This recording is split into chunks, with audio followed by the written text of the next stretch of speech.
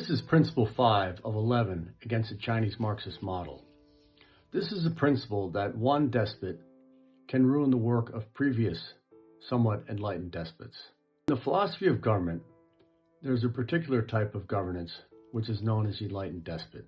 The concept of an enlightened despot could compete with democracy, which has messiness in the nature of elections, coalitions, compromises, 2-year programs, 4-year programs, different directions. What if a leader actually had the interests of the citizens at heart and is not preoccupied with stuffing their pockets full of the property of the people?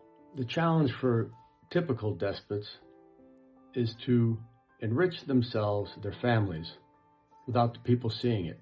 The enlightened despot, however, believes that he or she is the first servant of the people, that it is their job to improve the well-being of the citizen, to improve their shelter, their food, their health, their trade, the security of the nation. Where there might be a delay in a democracy to deliver these things, with the despot, there is no delay. To increase trade within the country, to build canals, to perhaps improve old age pensions, to make sewer systems, roads, they just order it. In 1787, when they were drafting our Constitution of Philadelphia, they did speak of enlightened despots, and at that time they referred to Frederick the Great of Prussia, who ruled from 1740 to 1786.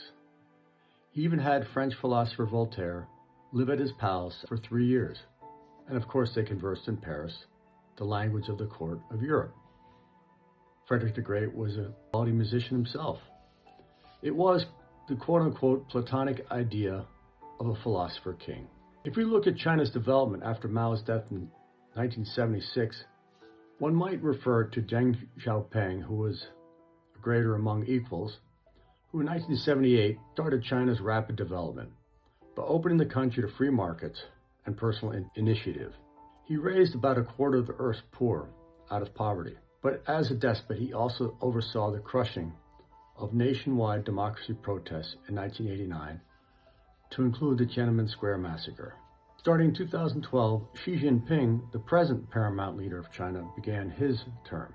Is he an enlightened despot or merely a despot? Is the interest of the people or is his personal interest more important to him? China's growth rates under Deng Xiaoping had been 10% or better, which is easier to do in an early stage of development. In 2012, China's growth rate was 7.9%. From where I stand, Xi Jinping has focused more on personal glory than the economic interest and increasing the liberty of the general citizen. In fact, something known as Xi thought has been elevated in the Chinese constitution to a level equal to that of Mao thought. Whom does this benefit? All it does is feeds an individual's ego. They also broke the tradition of no more than 2 5-year terms per leader. In 2018, they amended the Constitution to allow indefinite terms. And in March 2023, Xi Jinping got his 3rd term.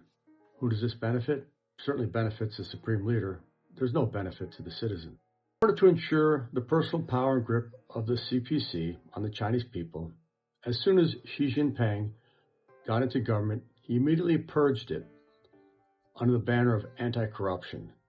But it was really to make sure that left CPC members were in power. Since that time, he has favored large state-owned enterprises such as steel, construction, concrete, over dynamic private sector actors, as the latter are harder to control.